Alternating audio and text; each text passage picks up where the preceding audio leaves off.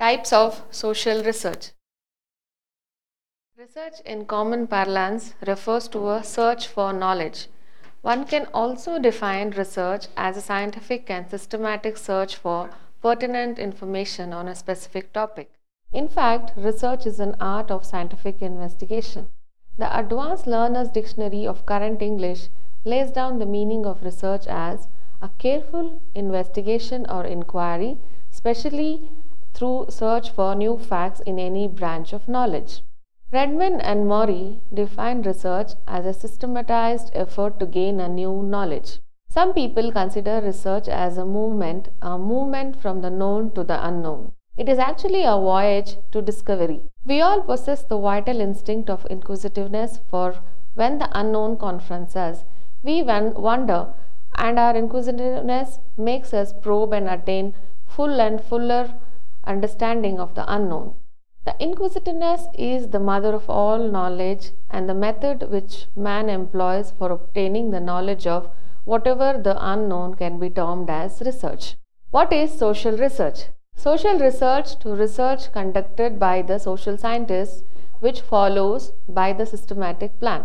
Social research methods can generally vary along a quantitative or qualitative dimension. Quantitative designs approach social phenomena through quantifiable evidence and often rely on statistical analysis of many cases or across intentionally designed treatments in an experiment to create valid and reliable general claims related to quantity.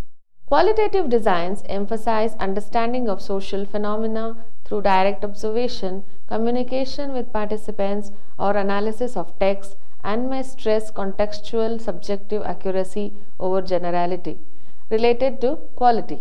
While various methods may sometimes be classified as quantitative or qualitative, most methods contain elements of both. For example, qualitative data analysis often involves a fairly structured approach to coding the raw data into systematic information and thus quantifying intercoder reliability. Thus, a strong distinction between qualitative and quantitative should really be seen as a somewhat more complex relationship, such that many methods may be both quantitative and qualitative. Social scientists employ a range of methods in order to analyze a vast breadth of social phenomena, from census survey data derived from millions of individuals to the in-depth analysis of single agents' social experiences, from monitoring what is happening on contemporary streets to the investigation of ancient historical documents. The methods rooted in classical sociology and statistics have formed the basis for research in other disciplines such as political science, media studies, program evaluation, and market research. Importance of social research. We can't solve our social problems until we understand how they come about, persist. Social science research offers a way to examine and understand the operation of human social affairs. It provides points of view and technical procedures that uncover things that would otherwise escape our awareness. Often, as the cliche goes, things are not what they seem. Social science research can make that clear. Many of the things social scientists study, including all the social problems you have just read about, generate deep emotions and firm convictions in most people.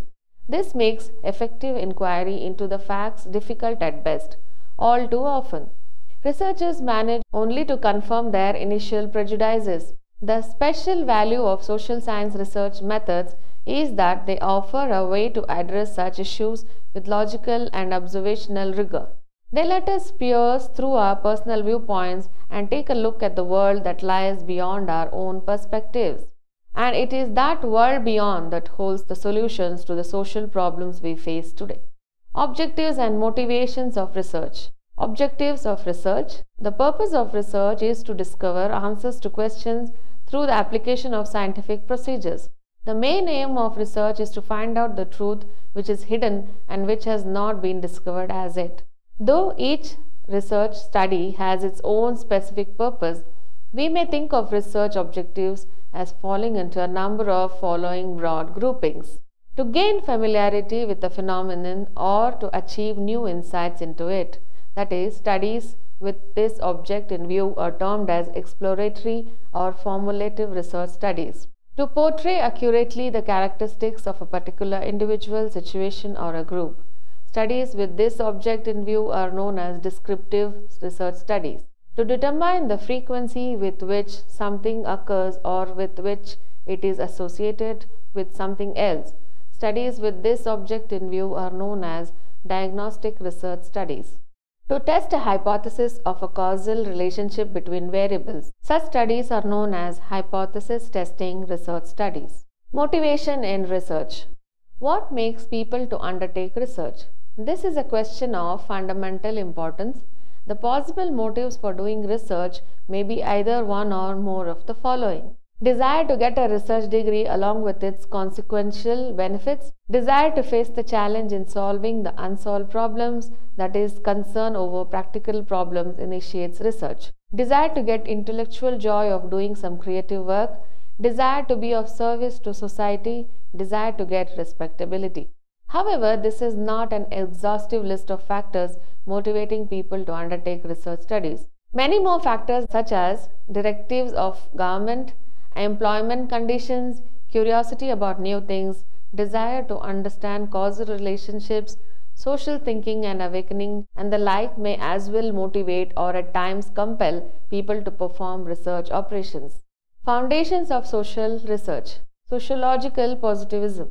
The origin of the survey can be traced back at least early as Domesday Book in 1086. While some scholars pinpoint the origin of demography to 1663 with the publication of John Gaunt's Natural and Political Observations upon the Bills of Mortality, social research began most intentionally, however, with the positivist philosophy of science in the early 19th century. Statistical sociological research and indeed the formal academic discipline of sociology began with the work of Emile Durkheim. Durkheim rejected much of the detail of Comte's philosophy. He retained and refined its methods, maintaining that the social sciences are a logical continuation of the natural ones into the realm of human activity and insisting that they may retain the same objectivity, rationalism, and approach to causality. Durkheim set up the first European Department of Sociology in the University of Bordeaux in 1895, publishing his Rules of Sociological Methods. In this text, he argued, our main goal is to extend scientific rationalism to human conduct. What has been called our positivism is but a consequence of this rationalism. Durkheim's seminal monograph, Suicide, a case study of suicidal rates amongst Catholics and Protestant populations, distinguished sociological analysis from psychological or philosophy. By carefully examining suicide statistics in different police districts, he attempted to demonstrate that Catholic communities have a lower suicide rate than that of Protestants, something he attributed to social as opposed to individual or psychological causes. He developed the notion of objective suis generis social facts to delineate a unique empirical object for the science of sociology to study. Through such studies, he posited that sociology would be able to determine whether any given society is healthy or pathological and seek social reform to negate organic breakdown or social anomy. For Durkheim, sociology could be described as the science of institutions, their genesis, and their functioning. Modern methodologies.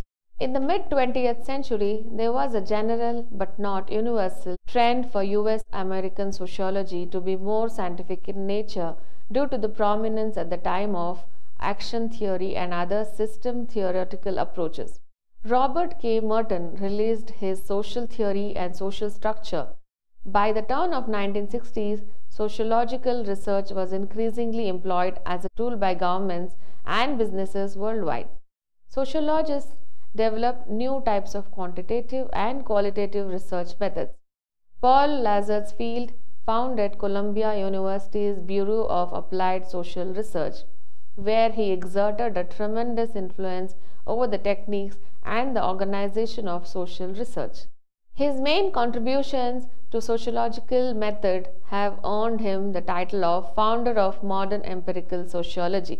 Lazarsfeld made great strides in statistical survey analysis, panel methods, latent structure analysis, and contextual analysis. Many of his ideas have been so influential as to now be considered self-evident. Types of research design.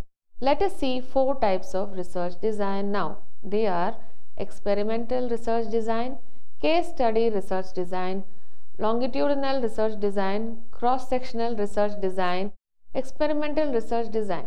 An experiment is a research design where a certain degree of control over a given set of variables is exercised by the researcher when conducting an investigation. Experiments are used to test new hypotheses or existing theories with the end in view of confirming or refuting them. The experiment starts off with a problem statement, a hypothesis is formulated, and then an experiment is carried out to find out if the hypothesis is correct or not. The results are analyzed using statistics that form the basis in coming up with a conclusion.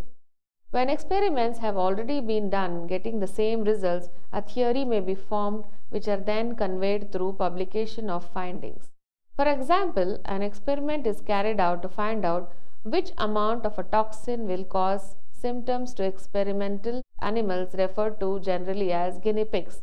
Experimentation need not be done only in laboratories. Case study research design. In case study research, an investigator studies an individual or small group of individuals with an unusual condition or situation. Case studies are typically clinical in scope.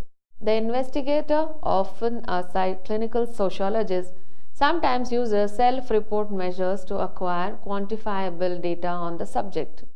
A comprehensive case study, including a long-term follow-up, can last months or years. On the positive side, case studies obtain useful information about individuals and small groups. On the negative side, they tend to apply only to individuals with similar characteristics rather than to the general population. The high likelihood of the investigator's biases affecting subjects' responses limits the generalizability of this method. Longitudinal research design. A longitudinal research design involves collection of data over a period of time. This is further subdivided into 3 types, namely trend study, cohort study, and panel study. Trend study. A trend study is a type of longitudinal research design that looks into the dynamics of a particular characteristic of the population over time. For example, a researcher might want to study the people's preferences for projects, whether the government or non-government, in their community. Respondents of the study vary across study periods. Cohort study. A cohort study is a type of longitudinal research design where a cohort is tracked over extended periods of time. A cohort is a group of individuals who have shared a particular time together during a particular time span. For example, a group of indigenous peoples living in the forest for decades. Panel study. A panel study is a type of longitudinal research design that involves collection of data from a panel or the same set of people over several points in time by measuring specific dependent variable identified by the researcher to achieve a study objective. From the data gathered, it is possible to predict cause-effect relationship over a given time. Panel study is usually done when it is difficult to analyze a case study, which is only a one-shot deal. People's shifting attitude and behavior can be detected. For example, cause-effect relationship may be investigated between the number of faculty research outputs and the amount of time given for research as workload over 3 years. Cross-sectional research design. A cross-sectional research design is a common research design used by social scientists. It gathers data from a cross-section of a population. For example, a contingent valuation study asks a sample of a population regarding their willingness to pay to preserve a given forest ecosystem accessible to them. Choosing the correct research design will enable the researcher to gain a better understanding of social phenomena.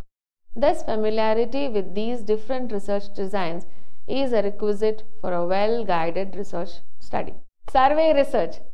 Survey research involves interviewing or administering questionnaires, or written surveys to large numbers of people. The investigator analyzes the data obtained from surveys to learn about similarities, differences, and trends. He or she then makes predictions about the population being studied.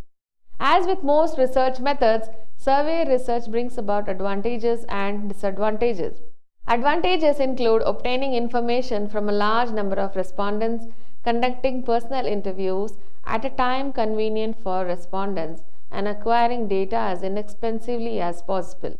Mail-in surveys have the added advantage of ensuring anonymity and thus prompting respondents to answer questions truthfully. Disadvantages of survey research include voluntary bias, interviewer bias, and distortion. Volunteer bias occurs when a sample of volunteers is not representative of the general population.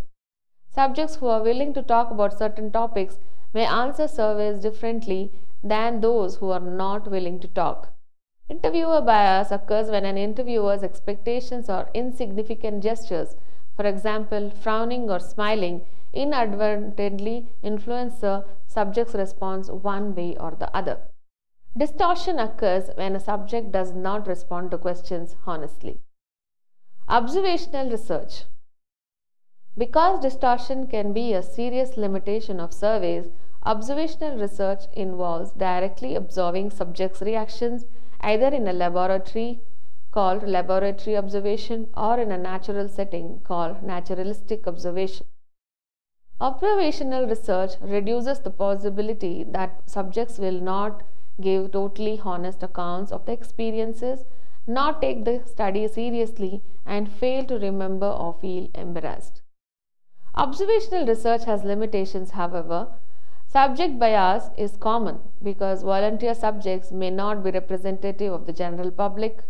Individuals who agree to observation and monitoring may function differently than those who do not. They may also function differently in a laboratory settings than they do in other settings. Correlational research. A sociologist may also conduct correlational research. A correlation is a relationship between two variables or factors that change. These factors can be characteristics, attitudes, behaviors, or events. Correlational research attempts to determine if a relationship exists between two variables and the degree of that relationship. A social researcher can use case studies, surveys, interviews, and observational research to discover correlations. Correlations are either positive, negative, or non-existent. In a positive correlation, the values of the variables increase or decrease, co-vary together. In a negative correlation, one variable increases as the other decreases. In a non-existent correlation, no relationship exists between the variables. People commonly confuse correlation with causation. Correlational data do not indicate cause and effect relationships. When a correlation exists, changes in the value of one variable reflect changes in the value of the other. The correlation does not imply that one variable causes the other, only that both variables somehow relate to one another. To study the effects that variables have on each other, an investigator must conduct an experiment. Cross-cultural research. Sensitivity to others' norms, folkways, values, morals, attitudes, customs, and practices necessitates knowledge of other societies and cultures. Sociologists may conduct cross-cultural research or research designed to reveal variations across different groups of people. Most cross-cultural research involves survey, direct observation, and participant observation methods of research. Participant observation requires that an observer becomes a member of his or her subject's community. An advantage of this method of research is the opportunity it provides to study what actually occurs within a community and then consider that information within the political, economic, social, and religious systems of that community. Cross-cultural research demonstrates that Western cultural standards do not necessarily apply to other societies. What may be normal or acceptable for one group may be abnormal or unacceptable to another. Research with existing data or secondary analysis. Some sociologists conduct research by using data that other social scientists have already collected. The use of publicly accessing information is known as secondary analysis and is most common in situations in which collecting new data is impractical or unnecessary. Sociologists may obtain statistical data for analysis from businesses, academic institutions, and governmental agencies, to name only a few sources, or they may use historical or library information to generate their hypothesis. The ethics of social research are shared with those of medical research. The ethics of social research: respect for persons, beneficence, justice. Respect for persons. The principle of respect for persons holds that individuals should be respected as autonomous agents capable of making their own decisions. Subjects with diminished autonomy deserve special considerations.